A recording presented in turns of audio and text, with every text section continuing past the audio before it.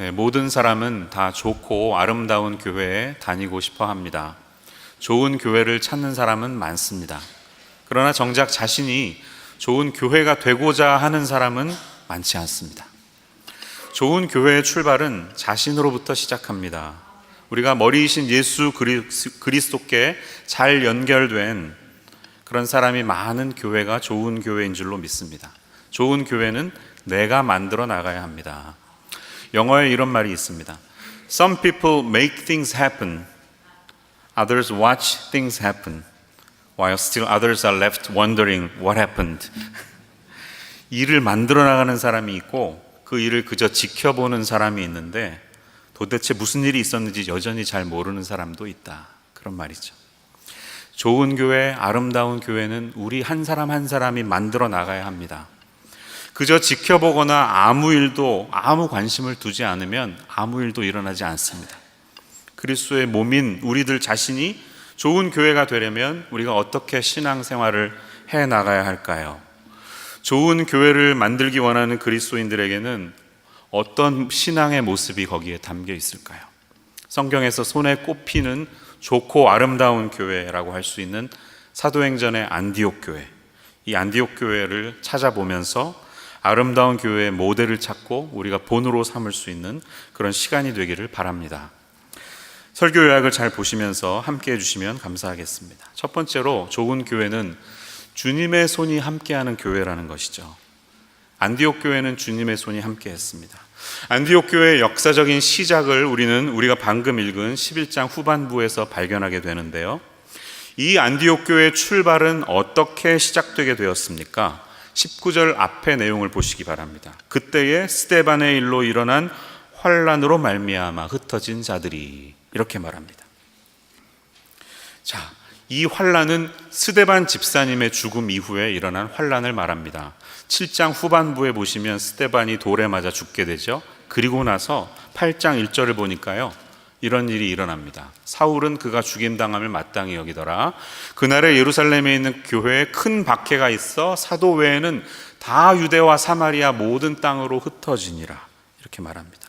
그러니까 스데반 집사님의 순교의 결과는 표면적으로 보면 박해였고 환난이었습니다. 핍박이었습니다. 예루살렘에 모여있던 성도들이 그 핍박을 피해서 유대와 사마리아 곳곳으로 흩어지게 되었다는 말이에요.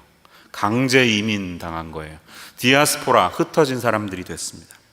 그런데 이 결과는 어떻게 되었습니까? 이 사람들이 8장 4절을 보니까요, 이런 말씀이 있어요. 그 흩어진 사람들이 두루 다니며 복음의 말씀을 전할세. 흩어지면서 교회를 세운 거예요. 전도자가 된 거예요. 그래서 이어지는 내용을 보니까 8장에 빌립 집사님, 7집사 중에 한 명인 빌립 집사님이 사마리아 성에 가서 사역을 했더니 엄청난 부흥이 일어나서 이 땅이 변화되는 일이 일어나게 되었습니다. 자, 어떤 성도들은 이렇게 사마리아로 갔지만 오늘 본문을 보니까 11장에 있는 성도들은 어디로 갔다고 말합니까? 11장 19절을 다시 보세요. 어디로 갔습니까? 베니게와 구브로와 안디옥까지 이르러 유대인에게만 말씀을 전하는데, 이렇게 말합니다. 이 베니게는 피니시아입니다. 피니시아, 영어로 오늘의 시리아, 레바논, 북이스라엘의 연안 지역, 지중해 연안 지역에 속한 땅이에요. 옛날 두로와 시돈입니다. 구브로는 어디냐면 사이프러스라는 지중해 가운데 있는 섬입니다. 그리고 안디옥은 우리가 오늘 읽은 이 시리아 안디옥, 비시디아가 아니라 수리아에 있는 안디옥에 위치한 도시, 이 세 군데로 흩어졌는데 안디옥은 예루살렘에서 480km 정도 떨어져 있습니다. 꽤 먼 거리이죠. 이 사람들이 돌아다니면서 유대인에게만 말씀을 전하는데 변화가 일어났습니다. 어떤 변화? 20절 말씀 보니까 그 중에 구브로와 구레네 몇 사람이 안디옥에 이르러 헬라인에게도 말하여 주 예수를 전파하니, 이렇게 말합니다. 자, 구브로는 아까 제가 사이프러스 섬이라고 그랬죠. 그리고 구레네에서 또 왔습니다. 구레네는 어디냐 하면 구레네 시몬 들어보셨죠? 리비아, 북아프리카 지역에 있는 한 도시입니다. 그 가운데 살던 흩어져 사는 사람들이 안디옥에 와서 유대권이 아닌 헬라권에 속한 사람들에게 전도하기 시작했던 거예요. 자, 이게 무슨 말인가요? 자, 이제는 언어와 문화권을 넘어선 전도, 이게 선교죠. 선교는 문화를 뛰어넘는 전도가 선교인데, 이들이 그 선교의 첫 번째 전초지가 된 것입니다. 이전에는 유대권에 속한 사람들에게만 예수님을 전했는데, 여기에서부터는 이제 헬라인들, 헬라권에 속한 이방인들에게도 복음을 전했다는 걸 말해요. 자생적으로, 그것도 시키지 않았는데 자기들이 자생적으로 했습니다. 자, 이들의 동선을 한번 잘 생각해 보십시오. 어떤 일이 벌어지고 있는 것입니까? 사도행전의 제일 유명한 말씀, 사도행전 1장 8절, 거의 다 외우시죠? 같이 한번 외워볼까요? 시작. 오직 성령이 너희에게 임하시면 너희가 권능을 받고 예루살렘과 온 유대와 사마리아와 땅끝까지 이르러 내 증인이 되리라 하시니라.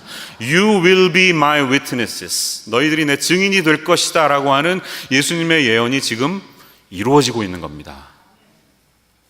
그래서 유대, 사마리아, 그리고 사마리아를 넘어서는 타문화권 땅끝까지 복음을 들고 나아가는 일들이 이루어지는데, 그 출발은 어디에서 시작했어요? 박해에서 시작했습니다. 핍박에서 시작했습니다. 위기에서 출발했습니다. 그러니까 좋은 교회는 위기 속에 머물지 않고 위기를 기회로 삼아서 하나님의 일을 행하는 교회입니다. 안디옥 교회가 바로 그런 교회였어요. 흩어졌지만, 핍박이 있었지만 이 영적인 위기를 기회로 삼아서 하나님의 일을 실현해내는 그런 놀라운 교회였던 것입니다. 겉으로 보면 우리의 삶에도 위기의 상황이 많이 찾아올 때가 있습니다. 그러나 우리는 그럴 때 그 무대 뒤에서 일하시는 하나님의 손길을 보아야 합니다. 하나님은 우리의 위기와 환난을 통해 우리가 영적으로 더 진보되기를 원하세요. 우리가 한 걸음 더 나아가기를 원하시고, 그 위기 속에 주저앉지 않고 그 위기를 기회 삼아서 불가능을 가능케 하시는 하나님을 바라보기를 원하십니다. 그래서 본문 21절은 우리에게 이렇게 말합니다. 주의 손이 그들과 함께 하시매 And the hand of the Lord was with them. 하나님의 손이 이들과 함께 했다고 이렇게 표현합니다. 이 사실이 우리에게 주는 교훈이 큽니다. 여러분, 하나님의 손이 함께하는 교회가 진정한 교회입니다. 하나님의 손이 함께 하시지 않으면 아무리 화려하고 좋은 건물을 가지고 있어도, 아무리 지식이 뛰어나고 재력을 갖춘 교인들이 거기 많이 있어도 그 교회는 진정 좋고 아름다운 교회가 될 수 없습니다. 오직 하나님의 손이 함께 하시는 교회만이 진정한 교회의 역할을 잘 감당하는 줄로 믿습니다. 성경을 보면 하나님의 도우심을 이렇게 의인화해서 표현하는 것을 우리가 자주 보게 됩니다. 주의 팔, 주의 손, 주의 발, 주의 눈, 하나님의 입김, 이런 표현들을 우리가 보게 되죠. 우리 하나님은 그렇게 마치 우리의 엄마이고 아버지처럼 우리를 사랑하셔서 그분의 팔과 손과 발과 눈으로 우리를 보호하여 주시고 감싸주시고 지켜주시고 바라보시는, 그리고 어려울 때 친히 손을 펴셔서 우리를 도와주시는, 우리와 함께 하시는 하나님이시라는 것입니다. 하나님의 손이 함께 하심에, 이것이 모든 믿는 자들의 고백이 되어야 하는 줄로 믿습니다. 모든 것을 만지기만 하면 금으로 바뀌는 손을 우리는 마이다스의 손이라고 부르죠. 그런데 제가 저희 집에서 불리는 별명 중에 하나가 있는데 그것은 마이너스의 손입니다. 저는 집안일을 참 못합니다. 이렇게 제가 만지면 멀쩡한 것도 깨지나 몰라요. 멀쩡한 컵도 막 쏟아져요. 제가 만지기만 하면. 못 박으라고 그랬더니 막 피를 흘리고 나오는, 제가 예수님도 아닌데 왜 이 피를 흘리냐고. 결혼 초기에 제 아내가 참 많이 놀랐습니다. 그래서 이제는 그런 일 웬만하면 시키지 않습니다. 한 번은 화장실 변기에 물이 좀 이상한 것 같다고 이 변기 뚜껑을 내려가서 고쳐보라고 하는데, 내려가서 조금 있다가 쨍 소리가 나고 깨진 이후에, 그날 그 사건 이후로 저는 마이너스의 손이 되었습니다. 사람의 능력은 이렇게 연약하고 부족합니다. 제가 아마 능력 있는 핸디맨이 되는 일은 거의 불가능한 일이 될 것입니다. 그런데 어떤 분은 만지기만 하면 아름다운 작품이 되잖아요. 그분의 손길이 닿으면 너무나 아름다운 테이블이 되고, 고장나서 버리기 직전에 있는 것도 멀쩡한 것으로 부활시키는 이런 변화가 일어나지 않습니까? 우리의 인생이 온전히 하나님께 쓰임 받으려면 하나님의 손이 함께해야 합니다. 진정한 마이다스의 손이신 하나님의 손길이 우리와 함께해야 합니다. 우리의 삶은 우리가 하나님의 손이 함께 하느냐 그렇지 않느냐에 따라 완전히 큰 차이를 보이신다는 사실을 여러분 기억하시기 바랍니다. 다윗의 인생도 그랬습니다. 시편 89편 20절 21절을 보니까요, 내가 내 종 다윗을 찾아내어 나의 거룩한 기름을 그에게 부었도다. 내 손이 그와 함께하여 견고하게 하고 내 팔이 그를 힘이 있게 하리로다 라고 주님이 말씀하십니다. 하나님의 손이 우리와 함께 할 때만 우리는 진정 우리에게 주신 사명들을 감당할 수 있는 줄로 믿습니다. 우리 임마누엘 교회가 오직 하나님의 손길이 함께하는 교회, 그런 교회가 되어서 주님이 원하시는 많은 하나님의 일들을 온전히 감당할 수 있는 교회가 되기를 원합니다. 하나님의 손길이 우리와 함께 했을 때 어떠한 일이 벌어집니까? 첫 번째로 21절 후반을 보니까 수많은 사람들이 주께 돌아오더라. 영혼의 추수가 일어났습니다. 예수를 믿는 사람들이 막 증가하기 시작했습니다. 여러분, 오직 하나님의 손길이 우리와 함께 할 때 예수님을 모르는 많은 영혼들이 주께로 돌아올 수 있습니다. 사람이 하는 게 아닙니다. 하나님이 하시는 일입니다. 영혼을 거두시는 분은 오직 하나님만이 하실 수가 있습니다. 심는 사람과 물을 주는 사람이 있지만 자라게 하시는 분은 오직 하나님 한 분이십니다. 그러므로 기도하십시오. 하나님의 손이 함께하는 사역들이 되어야 합니다. 오늘 선교를 떠나는 몽족팀도 있습니다. 오직 하나님의 손이 함께 하시기를, 그렇게 함께 기도하는 선교팀 되시기를 바랍니다. 그러면 하나님께서 추수하게 하실 것입니다. 안디옥 교회가 부쩍 성장했습니다. 이제 도움이 필요하게 되었습니다. 이 교회의 모교회인 예루살렘 교회에서 그 이야기를 듣고 바나바 목사님을 그리로 파송했습니다. 근데 바나바는 혼자 가지 않았습니다. 자신의 고향 다소에 오랜 시간 머물고 있었던 사울을 설득해서 찾아가서 그와 함께 동역자로 안디옥 교회를 섬기게 되죠. 바울은 아마 예루살렘 지도자들을 만난 후에도 그들의 따뜻한 환영을 받지 못한 그 낙심한 채로 자기 고향에 가서 그냥 독고다이로 혼자서 자기 일들을 했을지 모릅니다.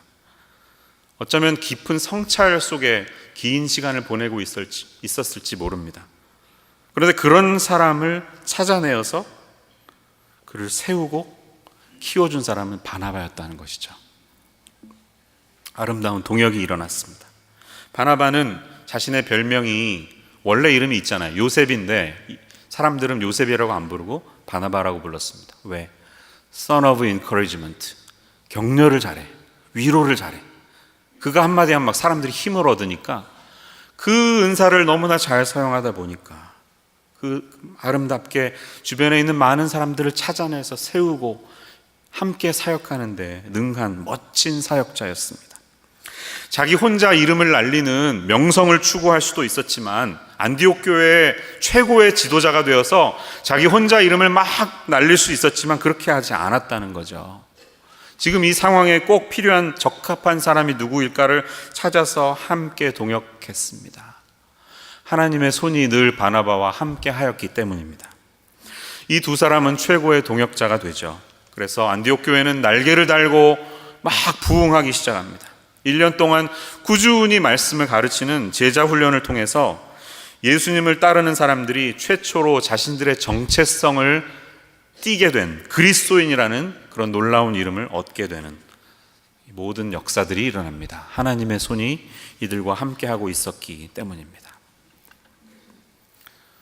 여러분, 교회가 교회답게 되는 것, 예수를 믿는 사람들이 정말 그리스도인답게 되는 것, 거기에는 교회가 본질을 추구했을 때 그런 일이 일어납니다. 교회의 본질은 무엇입니까? 우리는 잃어버린 영혼들을 찾아서 그들을 구원의 길로 이끌고 그들을 예수를 따르는 제자로 성장하기까지 양육하는 데에 있습니다. 우리 임마누엘 교회에도 이 본질을 놓치지 않는 그런 교회, 그런 성도님들로 가득 차는 교회 되기를 소망합니다. 오직 하나님의 손이 우리와 함께 하셔서 이 마지막 때에 주님이 우리에게 주신 이 귀한 본질적인 사명들을 감당해내는 교회가 되도록 함께 기도하는 저와 여러분 모두가 되시기를 축원합니다. 바나바와 사울의 이 아름다운 동역이 꽃을 맺게 되고 두 사람은 이제 사명을 받아서 구제하는 일을 위해 예루살렘에 갔다가 다시 안디옥으로 돌아옵니다. 시간이 많이 흘렀습니다. 그 내용이 13장에 계속됩니다. 13장 1절로 가보시기 바랍니다. 1절에서 4절을 읽어드리겠습니다. 안디옥 교회에 선지자들과 교사들이 있으니 곧 바나바와 니게르라 하는 시몬과 구레네 사람 루기오와 분봉왕 헤롯의 젖동생 마나엔과 및 사울이라. 주를 섬겨 금식할 때에 성령이 이르시되 내가 불러 시키는 일을 위하여 바나바와 사울을 따로 세우라 하시니 이에 금식하며 기도하고 두 사람에게 안수하여 보내니라. 두 사람이 성령의 보내심을 받아 실루기아에 내려가 거기서 배 타고 구브로에 가서 이렇게 말합니다. 자, 여기에 저의 두 번째 설교 포인트가 있습니다. 안디옥 교회는 어떤 교회였습니까? 그들은 한 마음이 되어서 오직 성령님께 순종하는 교회였습니다. 이 5명의 리더십의 그 구성도를 한번 잘 생각해 보세요. 이게 얼마나 놀라운지 모릅니다. 자, 예루살렘에서 파송된 실질적인 리더였던 바나바, 그리고 니게르라고 하는 시몬, 구레네 사람 루기오, 분봉왕 헤롯의 젖동생 마나엔, 그리고 사울, 이렇게 5명이 기록되어 있는데요. 이 순서는 어떤 서열을 의미하는 것일 수도 있고 아닐 수도 있습니다. 그런데 일반적으로는 중요한 사람을 먼저 기록하는 전통이 그 당시에 있었습니다. 이 안디옥 교회를 구성하고 있는 5명의 리더십을 묵상할 때 얼마나 놀라운지 모르겠어요. 바나바는 출신 지역은 구브로, 사이프러스 섬이지만 실질적으로는 예루살렘에서 쭉 살았고 성령 강림 사건을 통한 교회의 태동과 성장을 쭉 지켜봤던 예루살렘 교회의 탑 리더였습니다. 예루살렘 교회 지도자였습니다. 니게르라 하는 시몬에 대해서는 별로 정보가 없는데요. 그러나 니게르라는 단어는 라틴어로 블랙을 의미합니다. 블랙. 그의 피부색은 아마도 검은색을 띤 중동이나 아프리카 지방 출신의 그리스도인이었을 것입니다. 구레네 사람 루기오도 많은 정보가 없습니다. 그러나 구레네는 아까 제가 말씀드린 것처럼 아프리카 북쪽 지방에 있는 도시입니다. 그 역시 검은 피부를 가졌을 것이지만 그의 이름은 유대 계열이 아니라 루기오라고 하는 헬라나 라틴어권의 이름을 갖고 있습니다.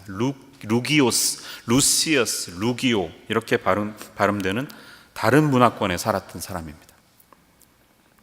네 번째, 헤롯의 젖동생 마나에는 표현이 참 특이한데요. 영어 성경 번역에 보니까 foster brother라는 표현이 있습니다. 무슨 뜻이죠? 당시의 유대 지방의 분봉왕인 헤롯 안티파스와 어릴 때부터 가까운 쭉 같이 자랐던, 그와 함께 핵심 권력층에 있었던 유대 사람인 것을 우리가 알 수 있습니다. 유대인들에게는 이들은 적입니다. 민족의 반역자들입니다. 그런데 그런 그에게도 하나님의 은혜가 임해서 그도 그리스도인이 되었고 지금 리더가 되어 있는 것입니다. 그리고 마지막에 사울이 있습니다. 우리가 잘 아는 사울이죠. 이 같은 사실에서 우리는 무엇을 알 수가 있습니까? 안디옥 교회의 리더십에는 인종도 중요하지 않았고 세대도 2차적인 문제였으며 계급과 출신 지역의 차이도 다 녹아 있어서 그들은 완전히 조화를 이룬 하나 된 리더십이었음을 우리가 여기 볼 수가 있습니다. 바나바가 전형적인 1세대 유대인 지도자였다면 바울은 2세대 디아스포라 지도자였습니다. 니게르라 하는 시몬과 루기오가 검은 피부를 가진 사람이었던 반면에 마나엔이나 사울, 바나바는 전형적인 유대인의 혈통을 띤 사람들이었습니다. 더군다나 마나엔은 유대인들이 증오에 맞지 않는 로마 정권의 앞잡이인 헤롯과 어릴 때부터 함께한 상류층 출신의 그리스도인이었다는 것이죠. 여기에서 우리는 정치적, 사회적, 인종적, 계층적 출신 지역들이 다 장벽이 무너지고 완전히 담이 다 사라져서 통합된 아름다운 멀티 리더십을 봅니다. 우리 교회들에게 주시는 교훈이 참 크다고 할 수가 있습니다.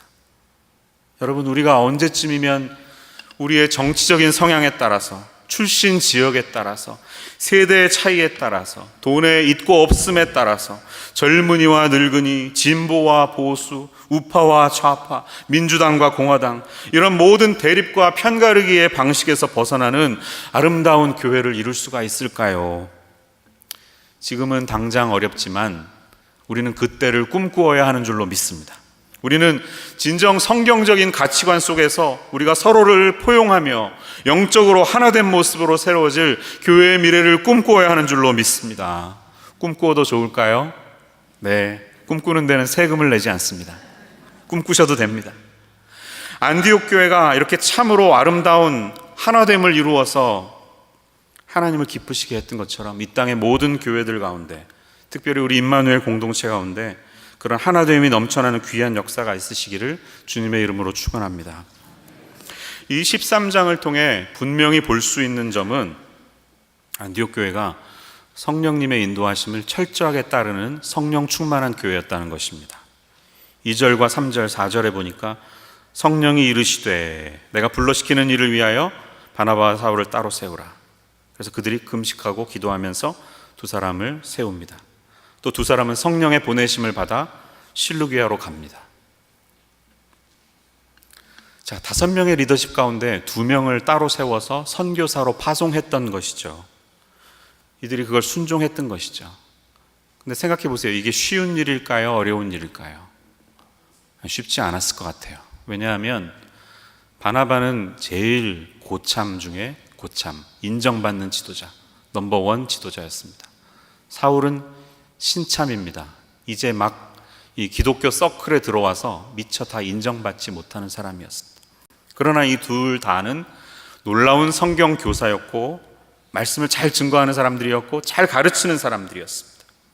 성도들에게 제일 신뢰를 받고 설교 잘하고 잘 가르치기로 인기가 많은 두 사람 중에 5명 중에 2사람을 골라서 파송하라는 인도하심은 다양한 변명을 들어서 거부할 수도 있었을 그런 어려운 명령이었을 것입니다. 그러나 아름다운 교회는 성령의 인도하심을 받는 교회이고 그분의 음성을 따르는 교회이기 때문에 이들은 그 일을 행하는 것을 우리가 봅니다. 성령님의 인도하심을 받는 사람 중에 바나바 목사님 같은 사람이 또 있을까 생각을 해봅니다. 저는 이분의 순종과 섬김이 무엇보다 참 아름다워 보입니다. 그가 없었으면 다소에 있었던 바울이 다시 안디옥을 발판으로 삼아서 세계 선교를 그렇게 아름답게 이루어드리는 놀라운 사람으로 성장할 수 있었을까라는 생각을 해봅니다. 바나바는 그 모든 어려움을 지켜주는 방패막이가 되어서 바울의 후견인으로 또 그의 멘토로 함께 했습니다. 그런 바나바는 자신의 위대함을 내세워서 소위 말하는 갑질을 하면서 선배 노릇을 하지 않았습니다. 오히려 철저하게 자신을 뒤로 감추며 하나님의 인도하심에 순종하는 모습을 우리가 봅니다. 사도행전 13장 이후에 큰 변화가 일어나는 것을 우리가 사도행전을 읽다 보면 감지할 수가 있는데요. 그것은 지도자의 이름이 바뀌는 것입니다. 13장 이전까지는 바나바와 사울이라고 성경이 기록하거든요. 그런데 13장을 통해 1차 전도여행을 떠나면서부터는 순서가 바뀌어서 바울과 바나바로 기록합니다. 예외가 없어요. 예를 들면 13장 43절을 보니까 이런 말씀이 있습니다. 뒷부분 보니까요. 경건한 사람들이 많이 바울과 바나바를 따르니 두 사도가 더불어 말하고 바뀌어 있죠, 이름이. 또 46절에도 보니까요. 바울과 바나바가 담대히 말하여 이르되 이렇게 말합니다. 자, 이것은 사역의 주도권이 이양된 것입니다. 저는 바울보다 바나바가 더 위대한 사람처럼 생각됩니다. 그는 철저하게 자신을 비우고 성령님의 인도하심에 따라서 때가 되었을 때 진심으로 순종할 수 있었던 참으로 위대한 지도자였습니다. 그런 사람이 있었기에 안디옥 교회는 아름다운 교회라는 말을 들을 수 있었습니다. 마지막 3번째로 우리가 담고 싶은 안디옥 교회의 모습은 자신을 넘어서 열방의 등대가 되는 교회로 쓰임받았다는 사실이에요. 이 안디옥 교회는 마치 저수지와도 같이 자기들이 갖고 있는 많은 리소스들을 끊임없이 흘려보내면서 세상의 등대와도 같이 어둠에 빠진 배들을 온전한 길로 인도하는 빛의 역할을 하였고, 지친 자들에게 베이스 캠프가 되어서 그들이 다시 힘을 얻고 새 힘을 얻고 목표를 향해 나아갈 수 있는 그런 역할을 감당한 아름다운 교회였다는 사실입니다. 복음을 전하는 데 그치지 않고 그것을 행동으로 옮기는 교회였습니다. 11장 뒷부분을 제가 다루면서 그냥 넘어갔지만 다시 11장 27절 이후를 보시면 어떤 일이 벌어진 것입니까? 선지자들 몇몇이 안디옥에 방문을 했는데 아가보라고 하는 사람이 이제 이 온 유대 지역에 흉년이 들 거야 예언한 것이 그대로 이루어집니다. 그 땅이 참 어려워지게 되었습니다. 그러니까 안디옥 교회가 돈을 모아서 힘대로 돈을 모아서 부조를 바나바와 사울을 통해 보냈다는 것이죠. 그런데 이들은 이제 생긴 지 얼마 되지 않은 아직은 미약한 그런 신생 교회였습니다. 도로 철치, 딸 교회였는데 자신들의 마더 철치, 예루살렘 교회가 속한 유대 지역에 어려움이 생기니까 가만히 있지 않고 행동으로 옮겨서 부조를 보냈다는 것이죠. 비록 작고 연약하지만 처음부터 받는 데에 익숙한 교회가 아니라 주는 데에 풍족한 교회, 섬기는 데 익숙한 교회로 그렇게 살았다는 것을 우리는 여기서 볼 수가 있습니다. 또한 이 안디옥 교회는 파송한 사람들을 끝까지 책임지는 교회였던 것을 우리는 발견하게 돼요. 자신들이 파송한 바나바와 바울이 언제나 안디옥을 생각하면서 마음의 평안을 얻을 수 있는 베이스 캠프 역할을 했던 교회였다는 것이죠. 15장 뒷부분을 읽어보시면 15장으로 한번 가보십시오. 30절에서 35절을 보면 지금 읽지는 않고요. 제가 설명해 드리면 이 부분은 1차 전도 여행이 끝나는 상황입니다. 본문 한번 올려주시죠. 1차 전도 여행을 마치면서 바나바와 바울이 어디로 가고 있죠? 안디옥으로 가고 있습니다. 안디옥에 내려가. 그리고 뒷부분에 바울과 바나바는 안디옥에서 유하며 수다한 다른 사람들과 함께 주의 말씀을 가르치며 전파하니라. 1차 여행이 끝나고 나서 최종 그들이 다시 짐을 풀었던 곳은 안디옥 교회였음을 우리가 볼 수 있었다는 것이죠.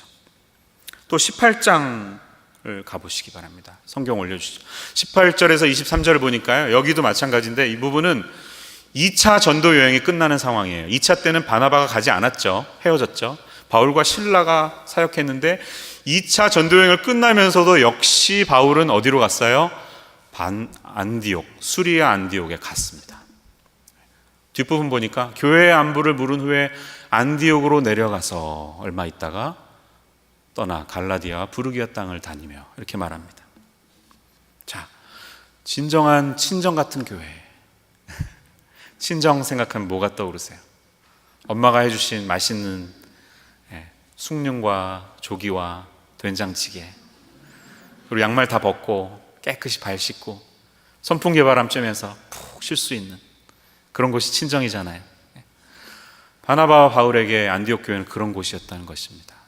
언제든지 내가 가도 환영하고 힘을 얻을 수 있는 교회였다는 것이죠. 베이스 캠프. 해발 8,848m의 에베레스트는 히말라야 산맥의 최고봉이자 세계의 지붕이라고 불립니다. 산악인들은 이 산에 오르기 위해 지금도 세계 곳곳에서 큰 비용을 치르면서 그 자리로 나아갑니다. 정상에 오르기 위해 그들은 긴 시간을 베이스 캠프에서 시간을 보내는데요. 가장 우리에게 알려진 네팔 쪽 사이드, 다시 말해서 에베레스트에서 본 남쪽에 있는 베이스 캠프의 위치는 5,364m에 있습니다.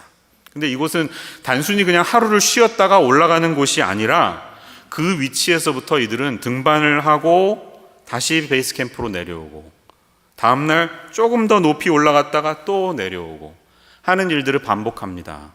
왜 그럴까요? 고산증 때문에. 이렇게 안 하면 한 번에 정상에 올라갈 수가 없습니다. 고산증에 적응하지 않으면 누구도 한숨에 정상에 오를 수 없는 것처럼 선교사님들에게는, 아니 우리 모든 그리스도인들에게는 우리가 언제든지 영혼의 안식을 누리며 새 힘을 얻어서 다시 정상을 향해 힘을 얻고 나아갈 수 있는 진정한 베이스 캠프가 필요하다는 겁니다. 우리 임마누엘 교회는 파송하는 데서 그치지 않고 그분들을 위해 기도하고 마음을 쓰며 그분들이 언제든지 우리 임마누엘 교회에 오셔서 안식하고 새 힘을 얻으실 수 있는 그런 엄마 품 같은 교회가 되기를 소망합니다.